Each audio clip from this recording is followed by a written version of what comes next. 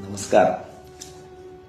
कलियुगी आयुष्यात ज्या पद्धतीनं उतार चढावाच्या अनुषंगानं लोक तुमच्यासोबत वेगवेगळ्या पद्धतीने वागतात, खऱ्या अर्थानं प्रत्येकाला चुकीचंच वागायचं असेल तर जीवन जगण्याचा अधिकार प्रत्येकाचा वैयक्तिक असल्यामुळे कोणी कसं वागावं, कोणी कसं बोलावं, कोणी कोणत्या बोलण्याला कसं घ्यावं, हे सर्वार्थी त्या त्या व्यक्तीच्या त्या दुसऱ्या व्यक्तीसोबत असलेल्या नात्याची आणि त्या नात्याच्या खऱ्या किमतीची ती परिभाषा असते.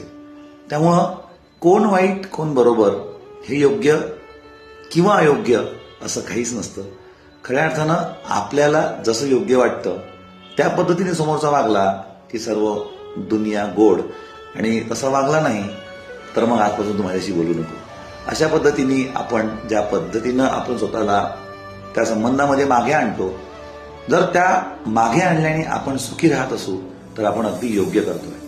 परंतु तसं करून जर आपल्याला त्रास होत असेल तर आपण नक्की विचार केला पाहिजे की आपलं वागणं हे प्रासंगिक आहे आणि खऱ्या अर्थानं त्या नात्यामध्ये, त्या नात्यातल्या गोडव्यामध्ये कुठेही कमतरता नाही.